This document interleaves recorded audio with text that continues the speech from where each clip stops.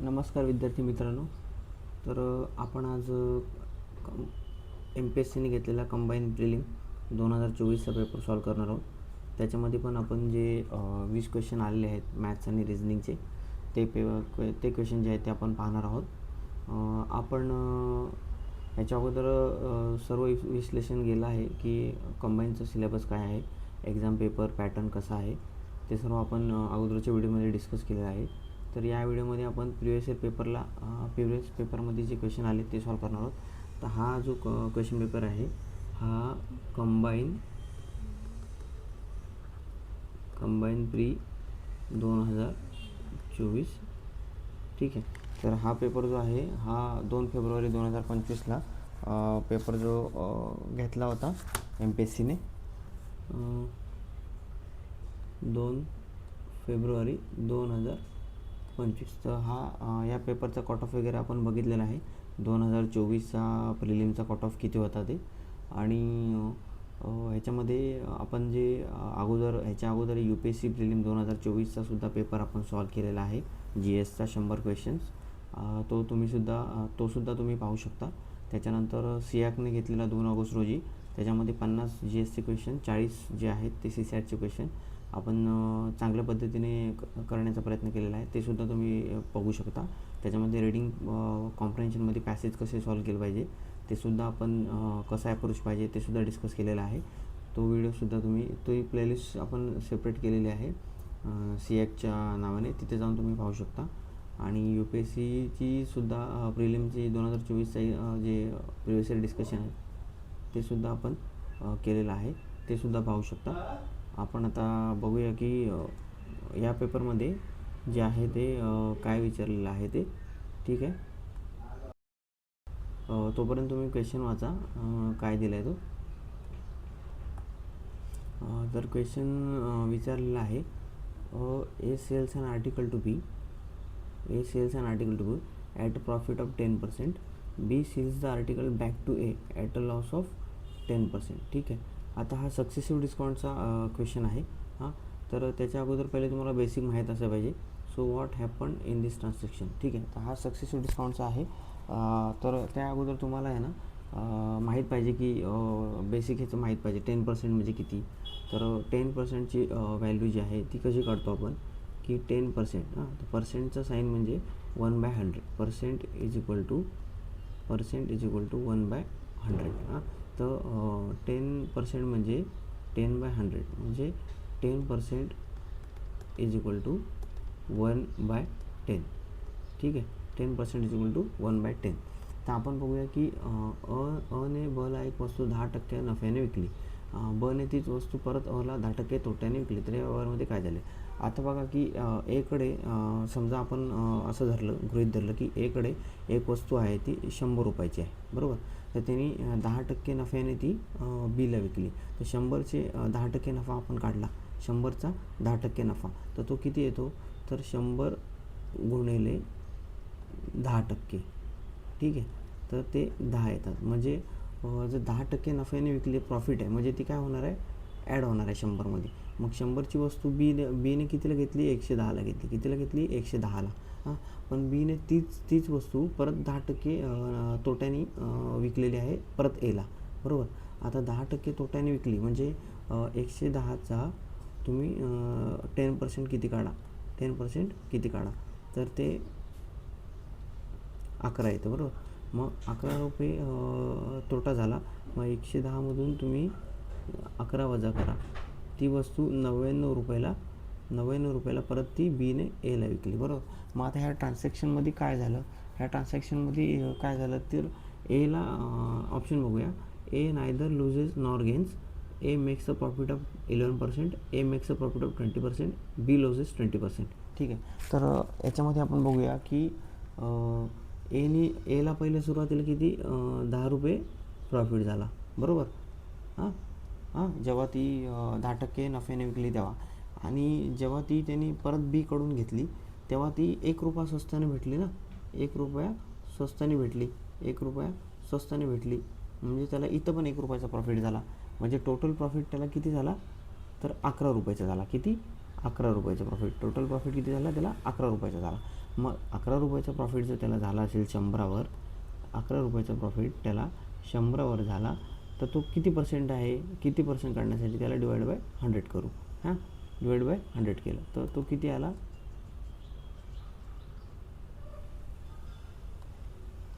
ठीक आहे. +11चा 100 आपल्याला पर्सेंट काढायचे, तर त्याला मल्टिप्लाय करावं लागेल, डिवाइड नाही करणार आपण. कारण की जेव्हा आपल्याला प्रॉफिट काढायचं असतं आणि लॉस पाहायचा असतो,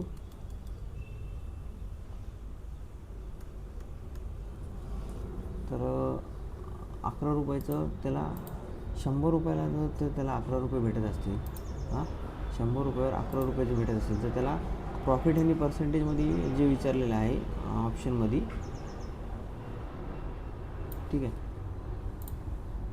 किती विचारले, 11 रुपये.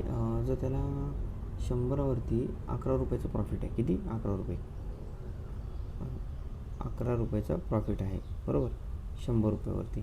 तर पर्सेंटमध्ये किती येईल, इंटू 100 म्हणजे 11%. मग ए मेक्स अ प्रॉफिट ऑफ 11%. याचं हे उत्तर आहे, ए मेक्स अ प्रॉफिट ऑफ 11%. म्हणजे अचा 11% नफा झाला आहे ना. आता समजून घ्या की काय आहे की एक वस्तू 100 रुपयाला होती, ती बीला 10%ने विकली, ती 110 रुपयाला गेली, बीने ती 110 रुपयाला विकत घेतली. बीने परत तीच वस्तू एला 10% जी आहे तोट्याने विकली. मग 110चे 10% काढले आपण 11 रुपये, ते त्याच्यात मायनस केले 99 रुपये. म्हणजे बीने परत तीच वस्तू एला 99 रुपयाला विकली, म्हणजे ती एला 1 रुपये स्वस्ताने भेटली आहे ना, 1 रुपये स्वस्ताने भेटली. म्हणजे पहिले 10 रुपयाचा प्रॉफिट आणि आता परत 1 रुपयाचा प्रॉफिट, म्हणजे टोटल 11 रुपयाचा प्रॉफिट त्याला 100 रुपयावर झाला, बरोबर. म्हणजे टोटल ट्रान्झॅक्शनमध्ये त्याला 11 रुपयाचा प्रॉफिट 100 रुपयावर झाला, तर तो पर्सेंटमध्ये किती असेल, तर तो 11% असेल, बरोबर, 11%. तर टोटल त्याला 11%चा प्रॉफिट झालेला आहे ह्या क्वेश्चनमध्ये, ठीक आहे. आता याच्यामध्ये आपण काय केलं आहे की 82 नंबर क्वेश्चन आहे हा. ह्याच्यामध्ये 81 to 100 नंबर जे क्वेश्चन्स आहेत ते सर्व मॅथ्स रिजनिंगचे आहेत. तर 81 नंबरचा जो क्वेश्चन आहे तो ह्याच्यामध्ये आपण ॲड केलेला नाही, तर तो सुद्धा आपण पुढच्या PDF पुढच्या लेक्चरमध्ये करणार आहोत. तर आता पुढचा 83 नंबर क्वेश्चन बघूया. ह्या क्वेश्चनमध्ये काय दिले, if Bhushan completes a work in 80 days, Bhushan completes a work in 80 days, but after 10 days after 10 days of work, Bhushan leaves and Neeraj does the remaining work in 35 days. Okay, म्हणजे काय आहे, भूषण एक काम 80 दिवसात पूर्ण करतो, परंतु 10 दिवस काम केल्यानंतर भूषण निघून गेला व उर्वरित काम हे नीरजने 35 दिवसात पूर्ण केले, बरोबर. Neeraj does the remaining 35. In how many days will Neeraj alone complete the same work. मग जो नीरज आहे, नीरज तो एकटा नीरज तेच काम किती दिवसात पूर्ण करेल, एकटा, बरोबर, एकटा किती दिवसात तेच काम पूर्ण करेल. तर हे काढण्यासाठी आपल्याला पहिले जे आहे भूषणची आणि नीरजचं कामाचं जी फ्रिक्वेन्सी आहे ती काढावी लागेल, बरोबर. तर काही गोष्टी आपल्याला माहीत पाहिजे की इफिशियन्सी आणि फ्रिक्वेन्सी हे जे आहेत, इफिशियन्सी आणि जी नंबर ऑफ डेज हे इन्व्हर्सली प्रोपोर्शनल असतात, है ना. तर आपण बघूया की भूषणचं जे वर्क आहे ते 80 days आहे. भूषणचं वर्क आहे ते किती, 80 days. म्हणजे भूषणला जर एक काम करायला 80 दिवस लागतात, बरोबर. Bhushan completes work in 80 days, but after 10 days work of Bhushan leaves work Bhushan after 10 days of work Bhushan leaves and Neeraj does the remaining work 35 days. मग आता 10 दिवस जर भूषण काम करेल, हां 10 दिवसाचं काम केलं तर उरलं किती दिवसाचं काम, 70 दिवसाचं काम. आता हे 70 दिवसाचं काम नीरजनी केलं, की कोणी केलं, नीरजनी केलं किती दिवसात, 35 दिवसात केलं, किती, 35 दिवसात, आहे ना. मग आपल्याला काय काढायचं आहे की जे भूषण आणि नीरज, हां हे असं 70 days, तर 1/2 नीरज 35 day, बरोबर.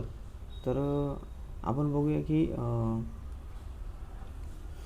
भूषणने जे काम 70 दिवसात केलं, तर ते नीरजने किती दिवसात केलं, तर त्याची जी आपल्याला आहे फ्रिक्वेन्सी काढावं लागेल की ते किती दिवसात काम केलेलं आहे ना. तर आपण बघूया की हे काम जे आहे भूषणनी किती दिवसात केलं, तर नीरजने किती दिवसात केलं, तर ते काम जे आहे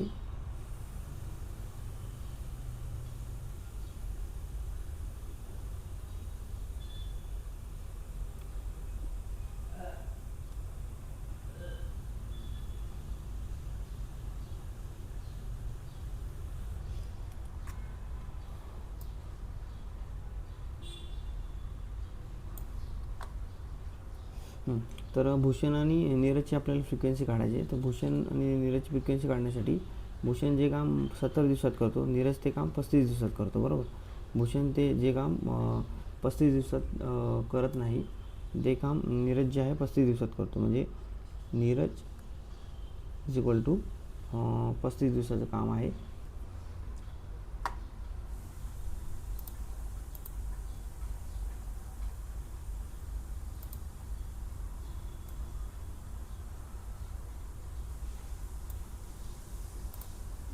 तर आपण भूषण आणि नीरजची फ्रिक्वेन्सी काढू.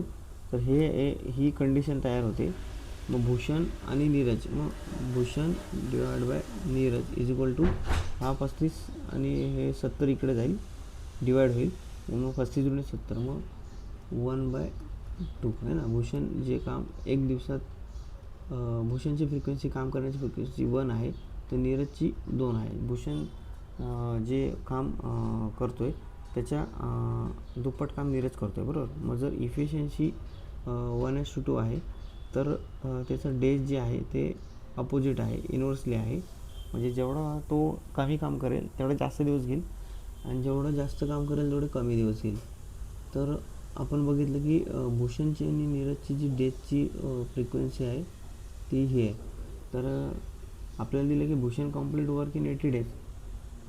मग भूषणला जर 80 दिवसात जर काम करायला 80ची व्हॅल्यू 2 आहे, तर 1ची व्हॅल्यू 40 असेल. म्हणजे तेच काम नीरज 40 दिवसात करेल, बरोबर. तेच काम नीरज 40 दिवसात करेल. किती येत होतं ना. आता बघूया पुढचा क्वेश्चन.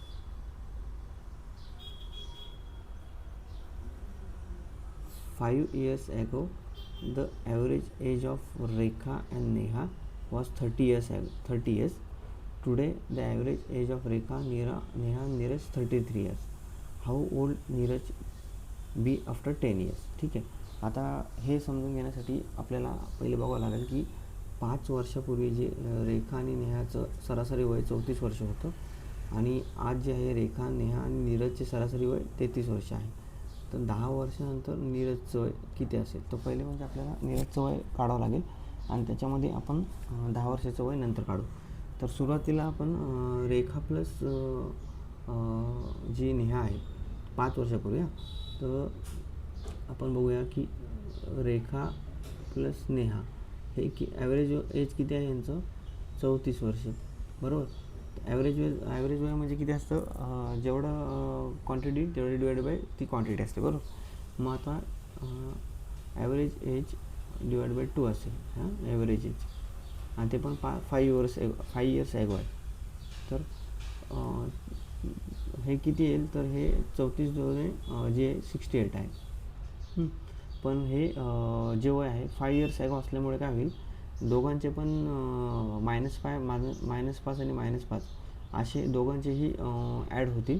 म्हणजे टोटल 10 इयर्स ॲड होतील. का? तर 5 इयर्स ॲगोचं काढायचं ना आपल्याला, 5 इयर्स ॲगो. तर 5 वर्षापूर्वी दोघांचं वय जे असेल ते 78 असेल, बरोबर. रेखा प्लस नेहा ही एक सिच्युएशन तयार झाली. 5 वर्षापूर्वीचं वय आलं त्यांचं. आणि दुसरी सिच्युएशन दिली आहे की आज म्हणजे रेखा, नेहा प्लस नीरज यांचं वय सरासरी वय 33 आहे, बरोबर. म्हणजे टोटल वय किती झालं तिघांचं? 99. ह्यांचं टोटल वय किती झालं? 78. आता हे इक्वेशन 1 आहे, हे इक्वेशन 2 आहे. तर आपल्याला ह्याच्यामध्ये रेखा आणि नेहा जर रेखा आणि नेहाचं वय मायनस केलं तर आपल्याला नीरजचं वय भेटेल, बरोबर. मग आपण काय करूया, इक्वेशन 1 आणि इक्वेशन 2. तर equation 1 minus equation 2 minus equation 1 केलं तर आपल्याला नीरजचं वय मिळेल. तर नीरजचं वय जे आहे ते 99 - 78, बरोबर. नीरजचं वय जे आहे ते 99 - 78, बरोबर. तर किती आहे नीरजचं वय? जे 99 - 78 येईल ते 21 इयर्स. किती? 21 इयर्स.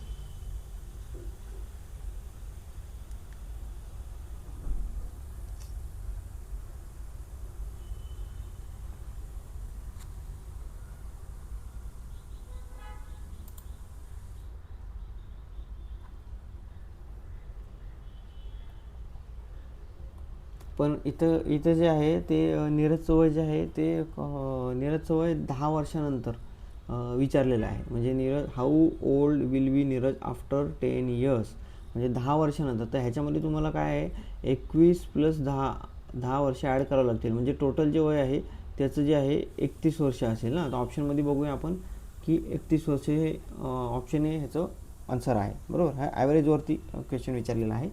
आता आपण पुढचा बघूया क्वेश्चन नंबर 85. हा स्पीड डिस्टन्स ट्रेनचा क्वेश्चन आहे. A train starts from station A. Train starts from station A with some passengers at station B. 50% of the passengers get down and 25 new get in. म्हणजे स्थानक ए पासून काही प्रवाशांसह एक रेल्वेगाडी सुटते. बी स्थानकावर 50% प्रवासी उतरतात व 25 नवीन चढतात.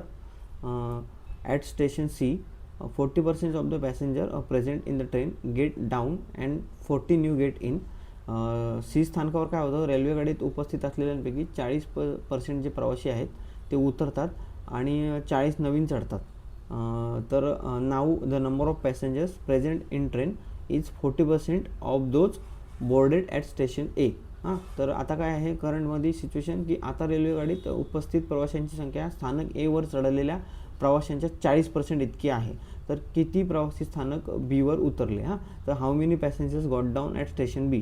ठीक आहे, तर हा क्वेश्चन सॉल्व करण्यासाठी तुम्ही एक तर डायरेक्ट ऑप्शन थ्रू सॉल्व करू शकता, नाहीतर मग एक काम करू शकता की एक्स मानून करू शकता. जर सपोज तुम्ही सम पॅसेंजर्सला एक्स मानलं, सम पॅसेंजर्स तुमचे एक्स असतील आणि ह्या व्हॅल्यू तुम्हाला माहीत पाहिजे. जसं 10%ला 1/2 केलं आपण, तसं 50%ला पण 1/2 असतं. कारण की 50चं फ्रॅक्शनमध्ये करण्यासाठी आपल्याला 50% काढावं लागेल.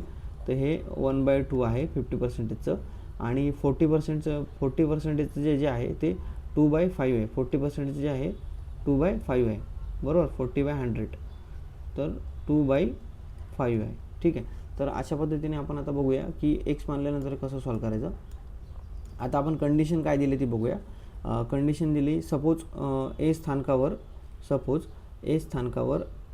जे आहेत 2x पॅसेंजर आहेत. 2x पॅसेंजर ए स्थानकावर. मग काय होतं ॲट स्टेशन बी काय होतं त्यातले अर्धे उतरतात. 50% जे आहेत 50% जे उतरतात. म्हणजे -50%. बरोबर, म्हणजे 2xचा अर्ध 1x आणि 25 नवे चढतात. 25 नवे चढतात ट्रेनमध्ये. बरोबर, मग आता ती ट्रेन पुढे जाते. सी स्थानकावर येते. सी स्थानकावर आल्यानंतर काय होतं की जे ट्रेनमध्ये जे पॅसेंजर आहेत त्यातले 40% पॅसेंजर आहेत ते उतरतात. किती 40% जे आहेत प्रवासी ॲट स्टेशन सी. इथे बघू शकता at station C 40% of the passenger present in the train get down.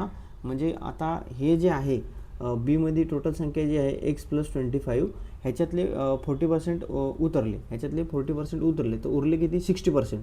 उरले किती 60%. मग 60% म्हणजे किती, तर 60% म्हणजे तुम्हाला लक्षात आलं पाहिजे की जसं 40% हे 2/5 आहे तसं 60% हे 3/5 आहे. बरोबर, 3/5 आहे.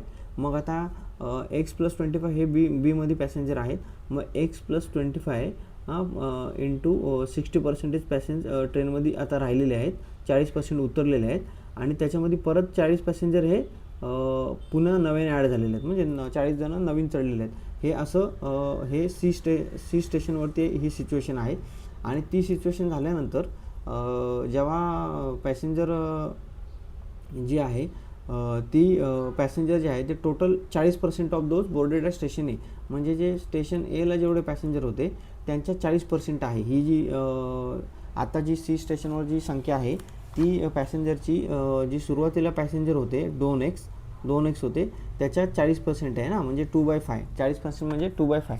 आता हे इक्वेशन आपल्याला सॉल्व करायचं आहे. बरोबर, तेव्हा आपल्याला त्याची व्हॅल्यू मिळेल. तर आपण आता बघूया की हे असं सॉल्व केल्यानंतर 2 × 2 4/5x आलं ह्या साईडला. आणि इकडे आपल्याला पहिले हा ब्रॅकेट सॉल्व करावा लागेल. तर ह्याच्यामध्ये ब्रॅकेट सॉल्व करताना आपल्याला एक गोष्ट लक्षात येईल की 3ने पहिले मल्टिप्लाय करावं लागेल. जसं की 3x + 25 × 75. 3x + 25 × 75. 3x + 25 × 75 divide by 5 आणि प्लस 40. ठीक आहे, हे असं इक्वेशन तयार झालं.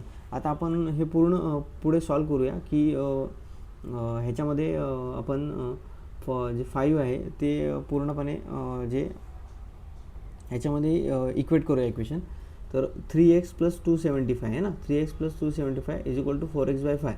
तर कसं, तर 5 चोक 5 × 40 200, 200 + 75 275. हां, तर 275 आलेलं आहे इथं. 3x + 275 / 5 = 4x, 4/5 x. तर ह्याची फायनल व्हॅल्यू आलेली आहे 3x = हां, आता इकडे 4x राहणार आहे, हा 5 कट होईल, इकडे 4x आणि इकडे 3x. तर 4x - 3x येणार आहे ह्याची व्हॅल्यू x = 275. हां, तर x = 275 बरोबर, x = 275. आता इथं काय विचारलं आहे, how many passengers got down at station B. हां, मग स्टेशन बीला पॅसेंजर किती उतरले, तर स्टेशन बीला पॅसेंजर 50% उतरलेले आहेत 2x. हां, सुरुवातीला यायचे असणार, मग ते 2x / 2, 2x / 2 म्हणजे x पॅसेंजर हे स्टेशन बीला उतरलेले आहेत. म्हणजे एक्सची व्हॅल्यू तर आपण काढलेली आहे 275. तर ह्या क्वेश्चनचं उत्तर जे आहे ते 275 आहे. किती, 275 आहे. आता बघूया क्वेश्चन नंबर 86, 86 नंबरचा क्वेश्चन सॉल्व करणार आहोत आपण. तर हा जो आहे हा फॉर्म्युला बेस्ड क्वेश्चन आहे. हे फॉर्म्युले तुम्हाला काही फॉर्म्युले जे आहेत ते माहीत असले पाहिजे. हा इथे मी फॉर्म्युला नोट डाऊन केलेला आहे, त्याच्या बेस आहे क्वेश्चन. आता बघूया काय आहे क्वेश्चन. Solve 3.49 square - 0.51 square / 3.49 - 0.51. ठीक आहे, तर आता तुम्हाला माहिती आहे की हा एक फॉर्म्युला आहे अल्जेब्राचा की a² - b² = a + b × a - b. बरोबर, a + b × a - b ह्या दोघांचा मल्टिप्लाय आहे. तर आपल्याला त्यांनी ही व्हॅल्यू दिलेली आहे a² - b² आणि a - b. इथे बघा तुम्ही, ही व्हॅल्यू जी आहे ती a ची आहे, ही a². ही व्हॅल्यू जी आहे ती b ची आहे, b², a² - b². आणि ही व्हॅल्यू जी आहे a ची आहे, ही व्हॅल्यू जी आहे ती b ची आहे ना. तर दोन्ही मायनस मायनस आहे, तर ह्याचं उत्तर जे असेल ते a + b असणार आहे. काय, a + b उत्तर जे असणार आहे a + b. तर आपण बघूया, a ची व्हॅल्यू 3.49, a ची व्हॅल्यू 3.49 आणि b ची व्हॅल्यू 0.51. आता ह्या दोघांचे ॲडिशन केल्यानंतर जे आन्सर येईल ते आपलं उत्तर असणार आहे, तर 4 आहे ना. तर ह्याचं उत्तर जे आहे 4 आहे. तर हा अल्जेब्रा बेस्ड क्वेश्चन आहे, अल्जेब्रा फॉर्म्युला बेस्ड क्वेश्चन आहे. दिसायला कठीण दिसतो पण खूप इझी क्वेश्चन आहे. तुम्हाला हा फॉर्म्युला जर माहीत असेल तर तुम्ही हा 10 ते 15 सेकंदात हा क्वेश्चन तुम्ही सॉल्व करू शकता. ठीक आहे, आता आपण क्वेश्चन नंबर 87 बघूया. Samir purchased some apples for total cost of ₹360. समीरने एकूण 360ला काही सफरचंद खरेदी केले. If he had got discount of ₹3 on each apple, then he could have purchased 25% more apples. हां, जर त्याला प्रत्येक सफरचंदावर ₹3ची सूट मिळाली असती तर तो 25% जे अधिक सफरचंद खरेदी करू शकला असता. तर how many apples did Sameer originally purchase. हां, तर समीरने मुळात किती सफरचंद खरेदी केले. तर ठीक आहे, आता हा क्वेश्चन सॉल्व करताना तुम्ही डायरेक्ट जे आहे ऑप्शन बघून सुद्धा क्वेश्चन सॉल्व करू शकता. ऑप्शनची जी व्हॅल्यू आहे, how many apples did Sameer originally purchase, तर 24, 32, 30 आणि 20 असे ऑप्शन्स आहेत. तर डायरेक्ट ऑप्शन्स घेऊ शकता की 24, सपोज आपण 24 धरलं. हां, 24 धरल्यानंतर त्याचं जे व्हॅल्यू आपण काढू शकतो. पण आपण हा जो आहे एक्स मानून पण सॉल्व करू शकतो, एक्स मानून पण हा क्वेश्चन जो आहे आपण सॉल्व करू शकतो. तो आपण दोन्ही पद्धतीने बघूया. पहिले बघूया की समीर परचेस्ड, आता 25%ची व्हॅल्यू किती आहे, तर 25% म्हणजे किती, 25% म्हणजे /100 हे आपण बघितलेलं आहे. तर हे 1/4 किती, 1/4. 25%ची व्हॅल्यू 1/4. तर इथं काय दिले, then he could have more apples. 25% more apples म्हणजे जर आत्ताची व्हॅल्यू 4 असेल तर +1 करून ती 5 होईल. बरोबर, म्हणजे जर ₹3 डिस्काउंट भेटलं तर. ठीक आहे, तर आपण बघूया की टोटल व्हॅल्यू किती आहे, 360 आहे. हां, टोटल व्हॅल्यू किती आहे, 360 आहे. मग जर समीरने जे आहे की पहिले 4, आपण असं करूया की 4 ॲपल जे आहेत ते त्यांनी 360 रुपयाला घेतले, तर एक ॲपल तिला कितीला पडलं, 90 रुपयाला, बरोबर. एक ॲपल तिला 90 रुपयाला पडलं. आणि तेच नंतर जे आहे 360 जे आहे ते 5 रुपयाने घेतल्यास त्याला ते कितीला पडलं, 72ला. कितीला पडलं, 72ला. म्हणजे डिस्काउंट किती पडलं एकावर डिस्काउंट पडलं 18. हां, तर 18 पडल्यानंतर ही 18 म्हणजे किती आहे, तर आपल्याला हे बघावं लागेल की 18ची व्हॅल्यू जी आहे ती किती पर्सेंट आहे, बरोबर. 18 जी व्हॅल्यू आलेली आहे ती 3% आहे. किती, 3%, बरोबर. कारण की 18 दुने 36. हां, तर आपल्याला एका ॲपलची व्हॅल्यू काढायची, एका ॲपलची, तर ती आहे 1/6. किती, 1/6. मग अशा पद्धतीने आपण बघितलं तर 15 रुपयेच व्हॅल्यूनी जे आहे 15 रुपयेच व्हॅल्यूनी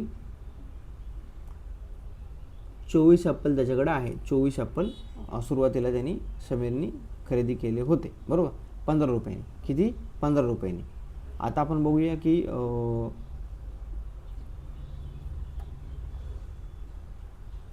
जर त्यांनी सुरुवातीला 24 ॲपल घेतले तर ते 15 रुपयाने असतील. हां, आणि नंतर त्यांनी प्रत्येक ₹3 ऑन इच ॲपल डिस्काउंट आहे. हां, if you had got a discount of 3 on each apple then he could have 25% more apples. हां, 25% मोर ॲपल्स म्हणजे 360चे 360चे नाही तर 24चे 25%. 24चे 25% मोर ॲपल म्हणजे 1/4. हां, तर 4 4 24 म्हणजे 30. हां, तर तो 30 ॲपल घेऊ शकला. किती, 30 ॲपल घेऊ शकला, बरोबर. ते किती रुपयात, 360 रुपयात. 360 रुपयात म्हणजे त्याला 12 रुपये जे आहे 12 रुपयांनी ते स्वस्त मिळालेत. 12 रुपयांनी स्वस्त मिळालेत, बरोबर. 12 रुपयांनी स्वस्त मिळालेत. तर अशा पद्धतीने ह्याचा आन्सर 24 आहे. क्वेश्चन नंबर 88 बघूया. हा सुद्धा फॉर्म्युला बेस्ड क्वेश्चन आहे. How many numbers between 150 and 500 are divisible by 11. हां, तर 150 व 500 या संख्यामधील किती संख्यांना 11ने भाग जातो.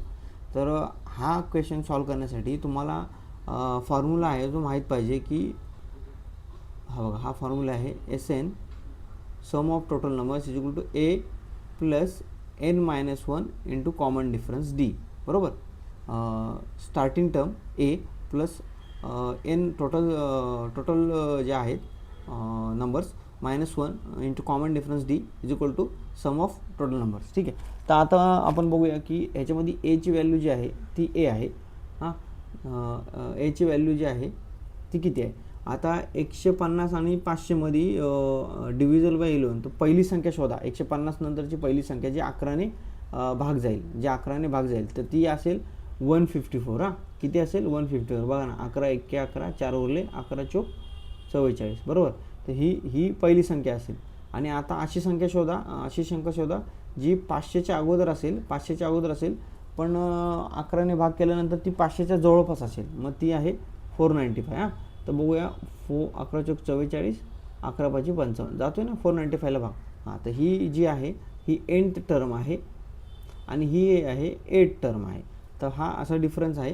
ह्याच्यात प्लस 11 केलं, हा 11चा कॉमन डिफरन्स आहे, तो 165. असं आता ह्या सर्व ह्याची जी आहे ते नंबर किती येतील ते आपल्याला काढायचं आहे. तर आपण इथे व्हॅल्यू ठेवूया. A किती आहे, 154. हां, तर टोटल नंबर आपल्याला काढायचे आहेत n-1 आणि कॉमन डिफरन्स जो आहे तो 11. आणि ही जी आहे ही लास्ट टर्म आहे 495. ठीक आहे, 495. आता आपण बघूया किती संख्या आहेत. n-1 ठेवलं, हे 154 495 - 154 होईल. ही व्हॅल्यू आली 341. आता हिला 11ने भाग दिल्यावरती किती येतं आहे, तर 11 11 ती 33, 11 1 11. तर n is equal to 31 + 1 32. n is equal to 32. तर nची व्हॅल्यू जी आहे टोटल नंबर्स किती असेल डिव्हिजल बाय 11 बिटवीन 150 अँड 500 इज 32. ठीक आहे. क्वेश्चन नंबर 89 बघूया.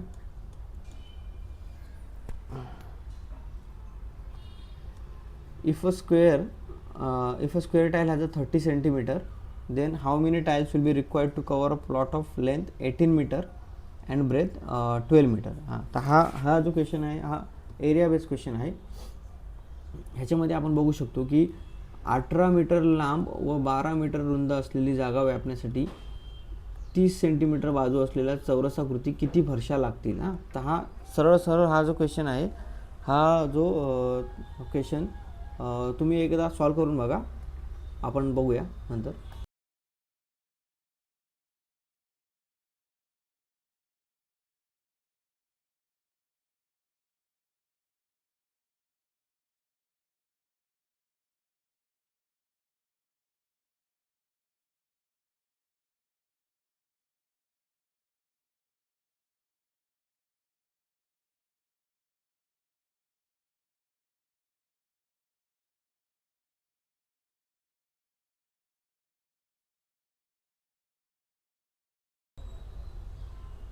हॅलो. हां, तर आपण बघत होतो की स्क्वेअरचं जे एरिया आहे आणि ह्या आपल्याला तो एरिया ह्या व्हॅल्यूमध्ये किती लागतील है ना स्लाईड. तर बघूया. आता इथं दिले, आपण ड्रॉ करून बघूया. 18 मीटर लांब आणि 12 मीटर रुंद. 18 मीटर लांब आणि 12 मीटर रुंद. तर पहिले ह्याचा एरिया काढावा लागेल. 18x12 बरोबर. 18x12 आणि त्याच्यामध्ये आपल्याला किती टाईल बसवायचे? 30 सेंटीमीटर. 30 सेंटीमीटर असणाऱ्या ज्या आहेत त्या किती बसतील ते आपल्याला 30 सेंटीमीटर आहे. दोघांचे जे युनिट चेक करा. इथे मीटरमध्ये आहे आणि इथं पण मीटरमध्ये आहे. तर 1 मीटर बरोबर किती? 1 मीटर बरोबर 100 सेंटीमीटर बरोबर. 1 मीटर बरोबर 100 सेंटीमीटर. मग आपल्याला हे काढण्यासाठी पहिले एक तर एकाच युनिट मीटरमध्ये काढा, नाहीतर मग ह्याच्यामध्ये काढा, सेंटीमीटरमध्ये काढा. एक तर मीटरमध्ये काढा, नाहीतर सेंटीमीटरमध्ये काढा. आता इथे आपल्याला सेंटीमीटरमध्ये विचारले ना, तर मग आपण सेंटीमीटरमध्येच कन्वर्ट करूया. मग ह्याची व्हॅल्यू 18ची व्हॅल्यू 1800 होईल, 1800 सेंटीमीटर. 12ची व्हॅल्यू 1200 सेंटीमीटर होईल. आणि स्क्वेअर टाईल आहे 30 सेंटीमीटर बरोबर. ही आता हा स्क्वेअर आहे, ह्याची व्हॅल्यू 30 सेंटीमीटर आहे बरोबर. तर ह्याचा जो एरिया आहे ह्या 30चा स्क्वेअर येईल. बरोबर. 30 × 30. मग 30 × 30 केला आपण. 30 × 30 आणि 1800 × 1200. तर ह्याची व्हॅल्यू काढल्यानंतर किती येते? ती सरळ सरळ 2400 येते. किती? 2400 येते.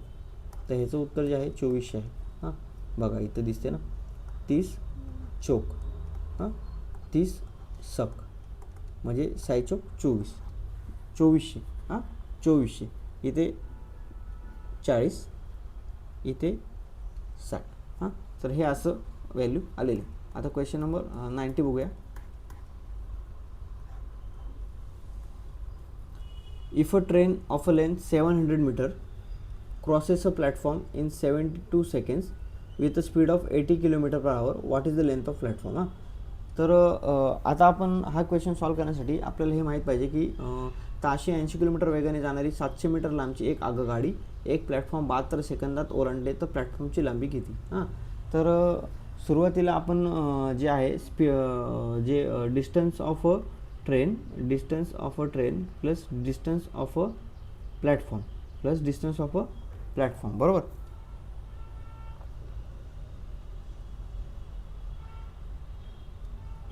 आपल्याला हा बेसिक फॉर्म्युला माहीत पाहिजे.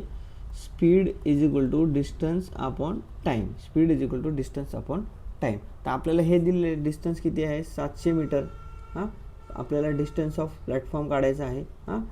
तर ह्याची व्हॅल्यू आपल्याला दिले की जे आहे किती आहे? स्पीड किती आहे? 80 kilometre per hour. 80 kilometre per hour आणि 72 सेकंद दिलेले आहे. तर 72 सेकंद दिले. मग 80 kilometre per hour into 72 second. पण हे बघा इथे किलोमीटर पर आवर आहे, इथे सेकंद आहे. तर व्हॅल्यू तुम्हाला ही चेंज करावं लागेल. 80 किलोमीटरची जी आहे ती तुम्हाला व्हॅल्यू मीटर पर सेकंद करावं लागेल. तर आपण बघूया की 1 किलोमीटर पर आवरची व्हॅल्यू जर कन्वर्ट करायची असेल तुम्हाला मीटर पर सेकंडला, तर 5/18ने मल्टिप्लाय करावं लागेल बरोबर. 5/18ने मल्टिप्लाय करा. हे तुम्ही नोट डाऊन करून ठेवा. हे कन्वर्जन आहे. आणि तसंच मीटर पर सेकंडचं जर किलोमीटर पर आवरमध्ये करायचं असेल तर 18/5ने ही व्हॅल्यू उलट करून करायचं असतं. तर आपण बघूया 80ची व्हॅल्यू मीटर पर सेकंड, 80 किलोमीटरचं मीटर पर सेकंडमध्ये किती येते? तर 80 × 5/18 80 × 5/18 आणि ही व्हॅल्यू डायरेक्ट आपण पुट करूया. तिथे इक्वेशनमध्ये आणि 72 सेकंद, बरोबर. तर आपण आता हे सॉल्व करूया. तर 18 चोक 72, आता हे 8 पंचे 40 म्हणजे 400 हां इंटू, मग टोटल व्हॅल्यू किती आली 4 चोक 1600. आता ही 1600 जी व्हॅल्यू आहे ह्याच्यामध्ये डिस्टन्स जे आहे ट्रेनचं पण आहे आणि प्लॅटफॉर्मचं पण आहे. तर ट्रेनचं डिस्टन्स आपल्याला दिलेलं आहे त्यांनी किती 700. मग आता प्लॅटफॉर्मचं जे आहे ते किती आलं 900, हे मायनस करावं लागेल. मग ह्याचा आन्सर जे आहे 900 आहे, बरोबर. प्लॅटफॉर्मचं आणि ट्रेनचं डिस्टन्स जे आहे ते दोन्ही मिळून 1600 आहे. तर ट्रेनचं डिस्टन्स किती मायनस केल्यानंतर प्लॅटफॉर्मचं 900 आहे. प्लॅटफॉर्मचं किती आहे 900 आहे. तर हा अशा पद्धतीने क्वेश्चन आपण सॉल्व केलेला आहे. आता पुढचे 10 क्वेश्चन आपण नेक्स्ट लेक्चरला बघूया. आता आपण इथे थांबूया.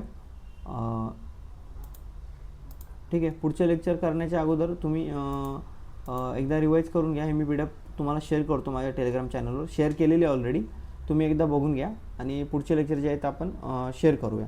म्हणजे पुढचे लेक्चर जे आहेत ते आपण पुढच्या लेक्चरला करूया. आत्ता थांबूया. थँक्यू.